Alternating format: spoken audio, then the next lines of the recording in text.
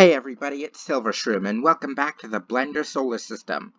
Last time, I finished my showcase of my Blender creations. And starting now, I'm going to backtrack and show you how those creations came to be. So, I'm going to go through each part of the solar system that I replicated in Blender and show you how I animated them to be as realistic as possible. I'll show you how I created the orbits, how I made them rotate, and all that kind of stuff. So, without further ado, it's time to start our journey with this solar system file.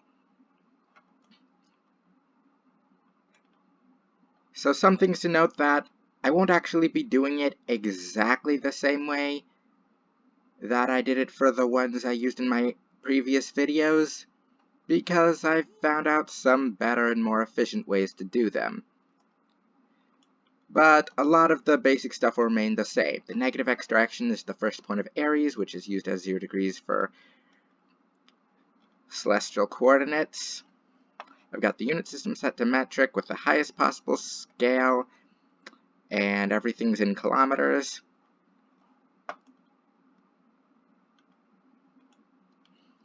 And in the solar system file, the XY plane is the ecliptic plane, the plane once defined by Earth's orbit.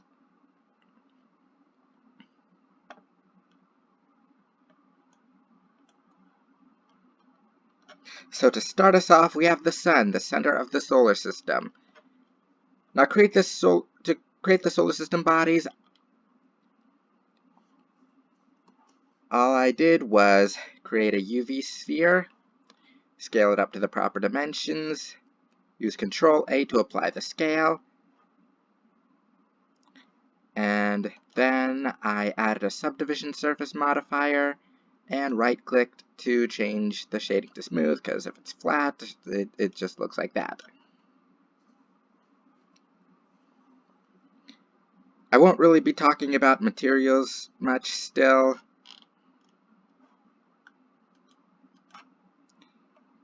but I will mention that I tried to make the sun's light as true to life as possible, since it evidently gives off about 3.8 times 10 to the 26 watts of power.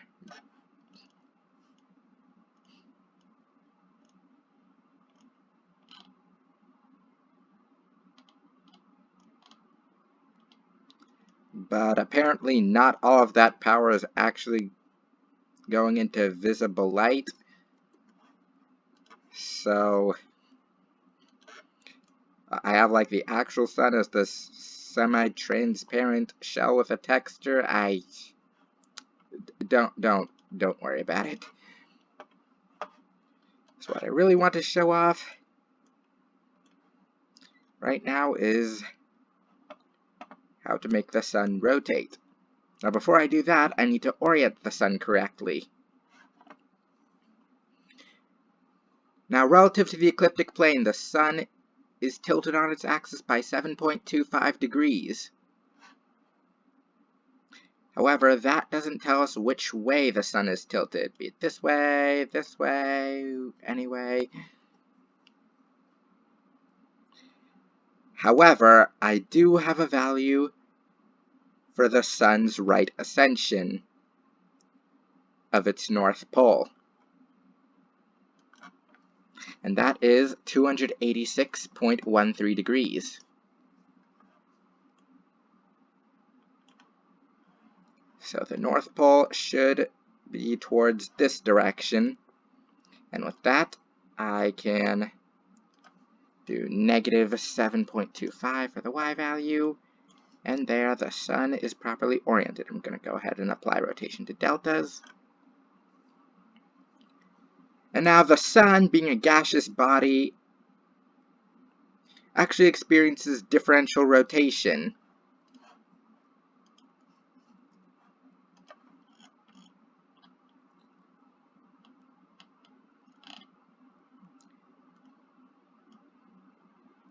That is to say, its rotation is actually faster at the equator than at the poles. So I'm going to use a more general value for the sun's rotation period, which is 25.38 days.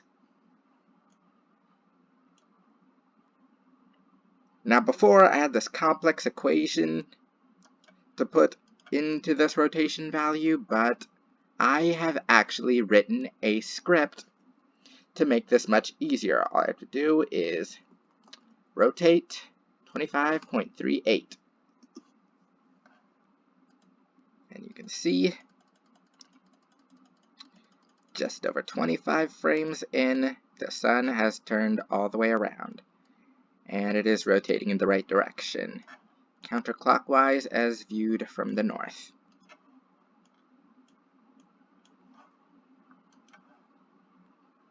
Go into rendered mode, but it's not going to look that great unless I go to the trouble of rendering the animation. Pre-rendering the animation, so let's just leave that as it is. So that takes care of the sun. But before we get into the individual planets, I'm going to go ahead and model their orbits right now.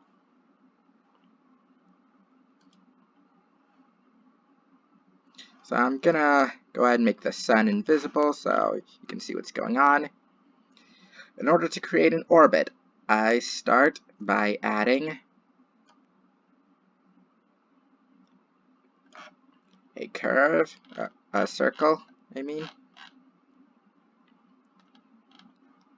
And then I mess with the dimensions to ensure that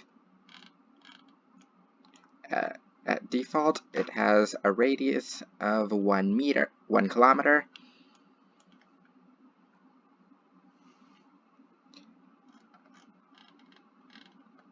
However, when it comes to path animation,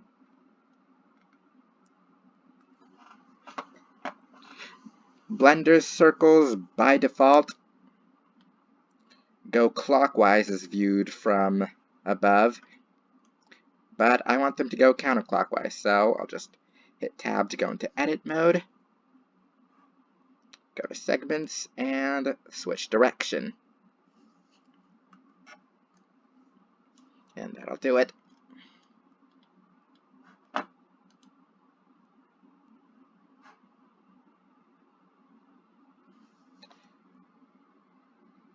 So now that that's out of the way, I'm going to need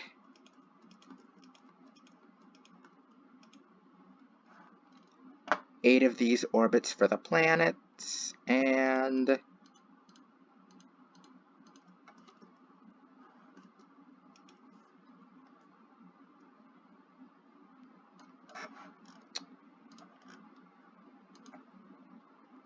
nine of them for the dwarf planets.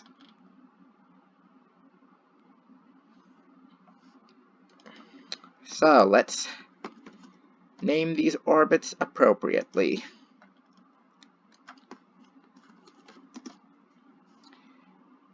Here I'm just naming the internal shape itself for convenience sake. Shouldn't really need to, but it's there for reference, I guess.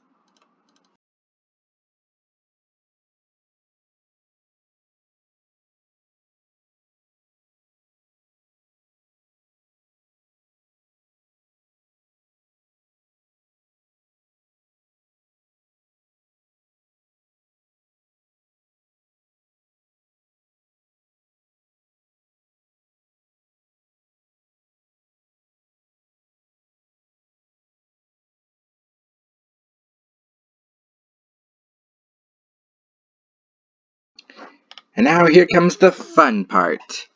I have to input the orbital parameters.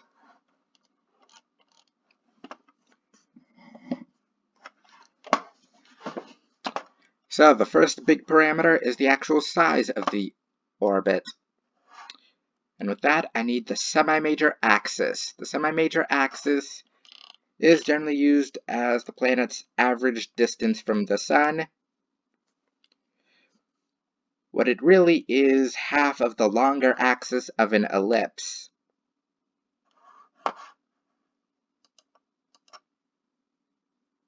So for Mercury's orbit, I'm going to take the length of its semi-major axis, which is almost 58 million kilometers, put it into the scale. And then for the y scale, I want the length of the semi-minor axis. And this is a bit complicated. It's the length of the semi-major axis times the square root of 1 minus the eccentricity. Mercury has the most eccentric orbit of any planet, 0.20563.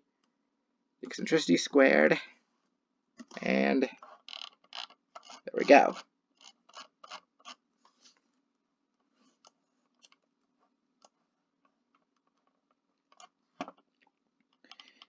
And we're not quite done because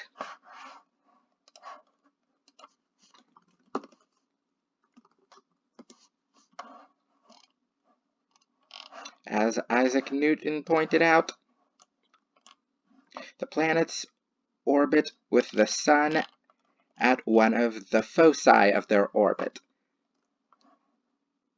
Now, on an ellipse, a focus is one of the 2 points along the major axis on either side of the center. The more eccentric the ellipse is, the further it is from the center. And that distance is equal to the semi-major axis times the eccentricity.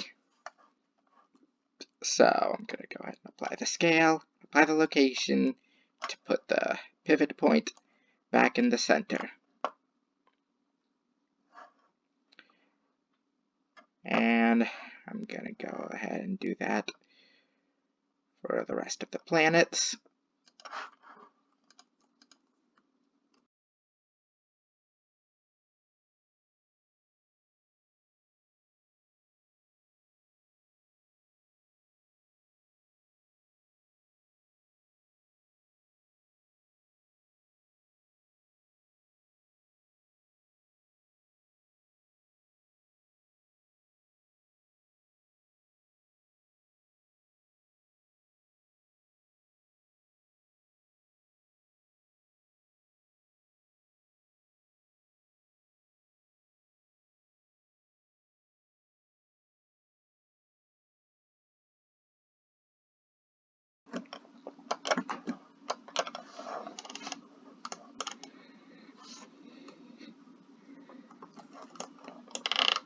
Okay, now that we're done with the planets, I'm going to go ahead and throw in some of the other orbital parameters to make these orbits more like the real thing. First, you'll notice that for all of them, the point on the orbit that's closest to the center is always in the negative x direction. That will be perihelion, the planet's closest approach to the Sun. So I want to keep track of that's where it is. So the first parameter is the longitude of the ascending node. As you probably know, the planet's orbits are not all aligned perfectly on the same plane. They're all tilted slightly. The ascending node is the point in the orbit where the planet comes basically up through the plane of reference, in this case the ecliptic plane. So I want to rotate the orbit by the value of the longitude of the ascending node.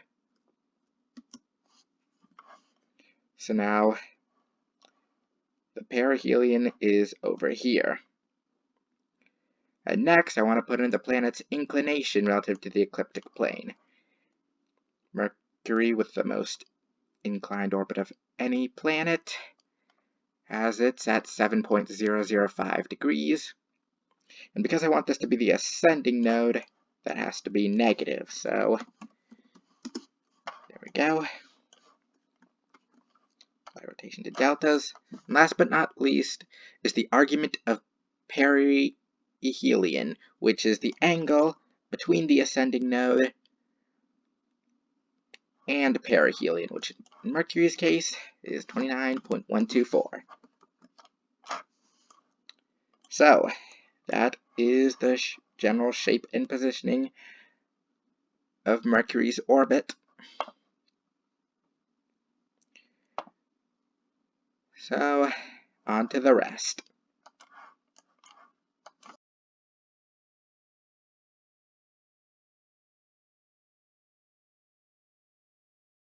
And I know that by definition Earth's orbital plane is supposed to define the ecliptic plane, but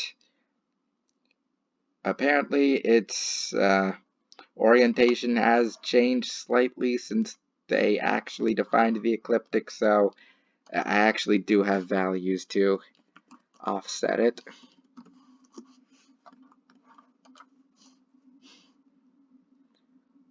With an inclination of 0.00005 degrees.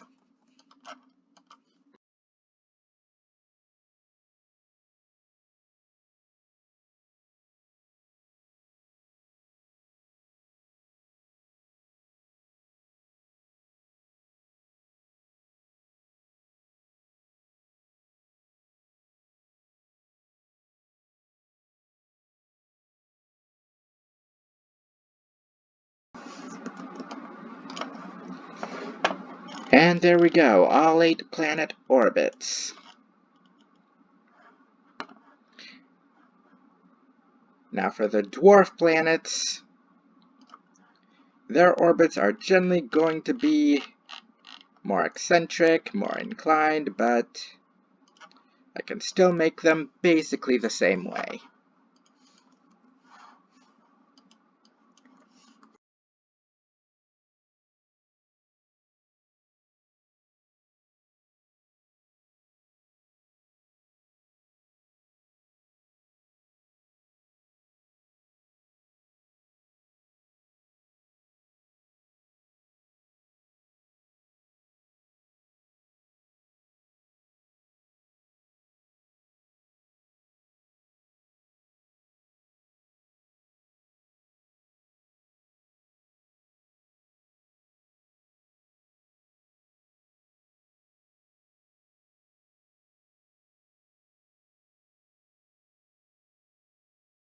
So, as you may have seen with Eris and Gong Gong,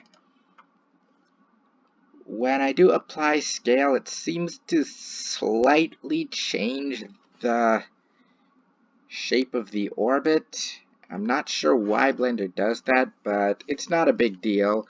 Well, not unless the orbit is as eccentric as Sedna's.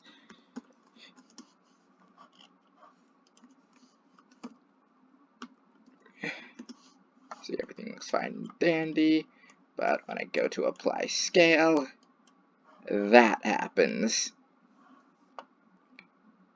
So, yeah, I'm just gonna leave it like that.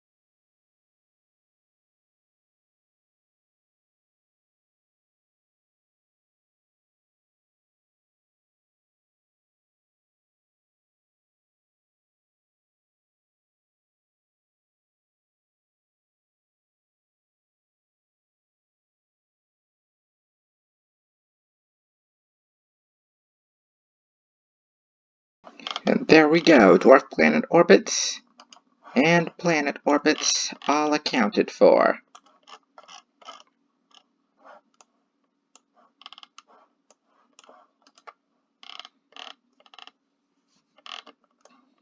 But now, here's where I have to make the orbits do their jobs. Fortunately, I have a script for that now too. All I need is orbit, then put in the orbital period, which for Mercury is 87.9691 days. Then the eccentricity. This will account for the fact that the planet gets faster when it gets close to the sun, and slower when it's further away. And then the mean anomaly. This is a number that describes basically how far along in an orbit a planet is. If it's 0, it's at perihelion and goes from 0 to 360. Or I guess you'd never have it 360, 359.99, or whatever. So Mercury's mean anomaly at the starting point of noon on January 1st, 2000 was 174.796 degrees. And then there's room for 2 more values that I won't be using now, but are going to make things real complicated later on, so right now, just leave them at 0. And you can see, starts at 48.801 out of 100, and if you go at about 88 days later, it's come full circle.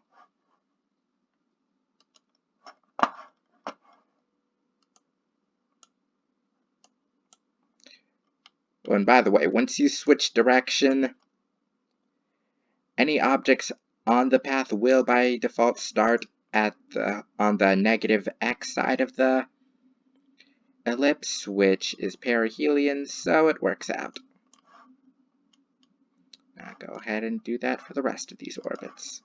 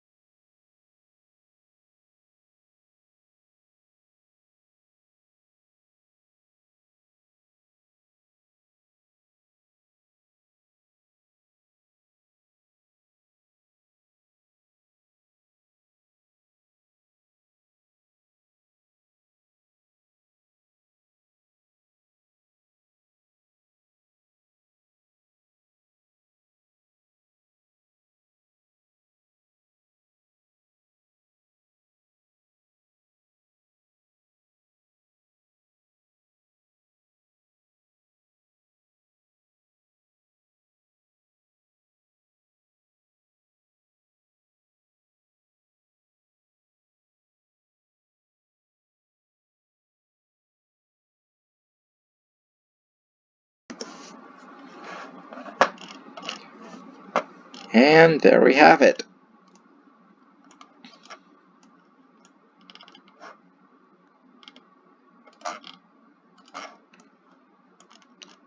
"17 orbits, properly shaped, oriented, and functioning."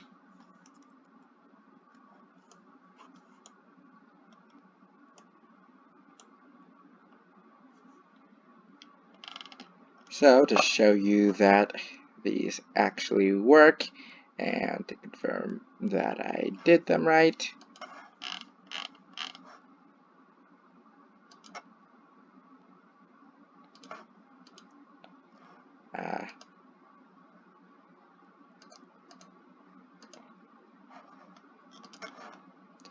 I'm going to set these empty objects to follow the paths.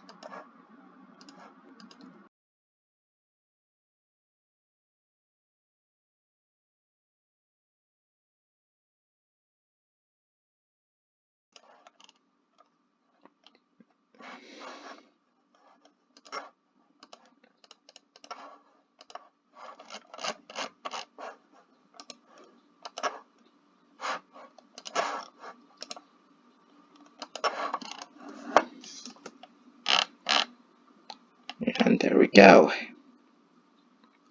You can see these planets orbiting. Most of them don't appear to be moving. That's because space is slow.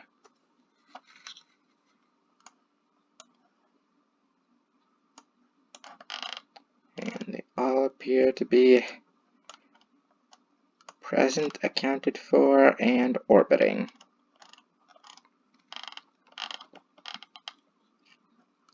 So, that's it for the orbits of the planets and dwarf planets. Next time on the Blender Solar System, we're going to start putting together the separate planetary systems. See you then.